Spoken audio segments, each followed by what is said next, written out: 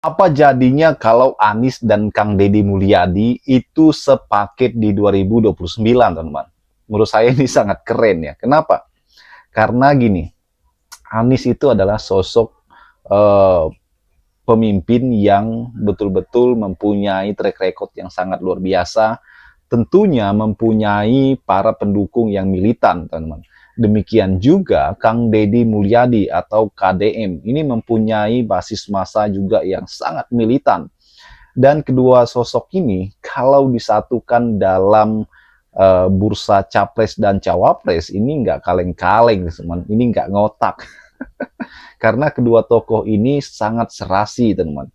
Kalau dikatakan bahwa 2029 itu masih jauh, ya sebenarnya tidak, teman-teman. Ya kalau kita hitung ini kurang lebih 2 tahun lebih lagi, teman-teman. Jadi ini adalah waktu yang singkat bagi para pekerja politik. Kalau 2 tahun ini bagi kita orang awam, ya mungkin ini terlihat masih lama. Tapi kalau bagi pekerja politik ini sangatlah singkat. KDM dan Anies ya ini kalau disatukan 2029, teman-teman, ini sangat luar biasa. Pertanyaannya, apakah KDM mau, teman-teman, sebagai capres ataupun cawapres, ya kan? Menurut saya ini adalah jawabannya hanya dalam waktu saja. Saya yakin ketika ada tawaran ke KDM, beliau pasti mau, teman, ataupun memikirkannya. Dan ini sangat keren, teman-teman. Walaupun saat ini KDM adalah kader Gerindra, tapi saya yakin bahwa ketika ada tawaran, beliau juga pasti memikirkannya. Bagaimana menurut kalian? Kita simak video berikut ini. Menarik juga nih. Seorang warganet bernama Iwan mencoba membuka voting online di luar Nurul, yaitu mencoba menyandingkan KDM dan Abah Anies untuk calon presiden dan wakil presiden tahun 2029. Jika di 2029, Kang Deddy Mulyadi dipasangkan dengan Anies Baswedan, apakah kalian setuju? Jika KDM menjadi calon cawapresnya Abah Anies. Yang setuju ketik setuju, kalau yang tidak setuju komentarnya yang sopan ya. Nah, pertanyaannya bagaimana mengajak? Begini teman-teman sekalian, kita jalan saja dengan rencana. Maryam punya rencana, kita semua punya rencana. Rencana kita untuk hidup lebih baik di tingkat individu, kalau diakumulasi dia akan membuat bangsa kita lebih baik. Jadi walaupun di pemerintahan ada masalah A, B, C, D, F, G, pastikan kegiatan Anda masing-masing adalah kegiatan yang baik, kegiatan yang produktif, kegiatan berikan manfaat, karena itu membuat akumulasi kebaikan. Jadi pesan saya itu. Nah nanti kalau ada pemilu lagi, pilih yang benar ya. Untuk ini bukan pilpres aja, DPRD kan, DPRD kabupaten kota, DPR RI, pilkada, gubernur, wali kota, bupati, manfaatkan kesempatan itu. Dan di sini indahnya demokrasi. Demokrasi itu membatasi lingkup wilayah kekuasaan, dibatasi dan dibatasi durasinya. 1 periode maksimal 2 periode itu dibatasi. Dan ini diikat dengan konstitusi. Inilah demokrasi. Sehingga ketika rakyat salah pilih, ya 1 periode. Sesudah itu bisa dikoreksi. Itulah indahnya demokrasi. Karena itulah penting bagi kita untuk rasional. Jadi buat Maryam, untuk masyarakat, Anda ajak kegiatan kebaikan. Tapi untuk pemerintahan, kalau Anda melihat di kabupaten, di kota, di provinsi tidak berjalan baik tingkat nasional, pastikan jangan dipilih lagi pada pemilu berikutnya. Ya.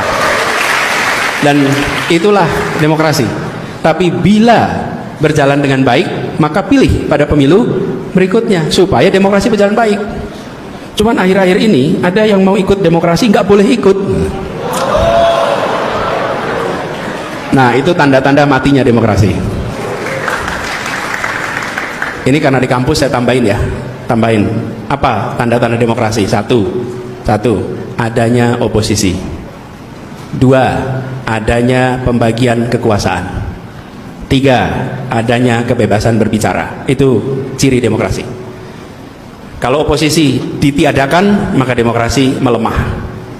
Kalau legislatif, yudikatif jadi mengalami eksekutifisasi, nah itu demokrasi lemah. Bila kebebasan berbicara ditahan, maka demokrasi akan lemah.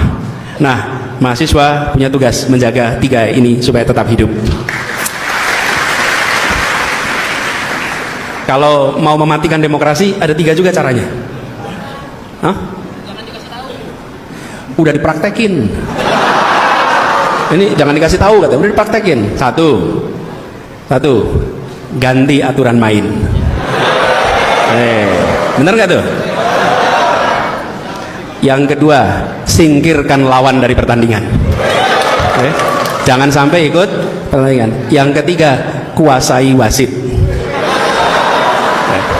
Nih, jadi kalau mematikan demokrasi 3 itu, diingat-ingat ya. Diingat-ingat bukan untuk dipraktekkan. Ini diingat-ingat untuk melihat tanda-tanda. 1, aturan main diubah. Yang kedua, singkirkan lawan supaya jangan ikut pertandingan.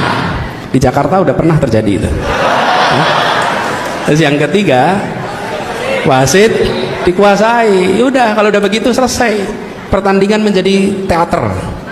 Oke, nah ini teman-teman 3 ciri demokrasi, teman-teman bantu jaga, dan 3 ciri-ciri mematikan demokrasi, teman-teman bantu cegah.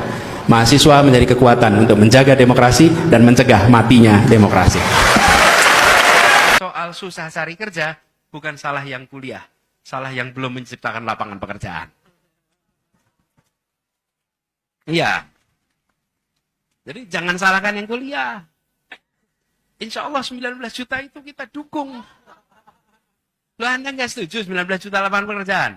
Setuju tidak? Setuju. Dukung tidak? Dukung. Saya juga dukung. Saya juga dukung. Saya juga kepengen 19 juta itu tercipta segera. Kalau bisa udah bulan lalu tercipta. Betul nggak teman-teman? Jadi soal lapangan pekerjaan jangan salahkan kampus. Oke? Tapi soal penyediaan lapangan kerja. Dan jangan khawatir. Ini pelajaran dari Korea Selatan. Korea Selatan itu membuat sistem pendidikannya lurus. SD, SMP, SMA sama semua. 95%, 90%, 90%. Kalau Indonesia piramid. 98%, 84%, 60%. Gini. Makin tinggi jenjangnya, makin sedikit yang sekolah. Di Korea begini. Pemimpin perencana Indonesia tahun 70-an mengatakan jangan seperti Korea. Karena kalau seperti Korea, maka menciptakan pengangguran terdidik.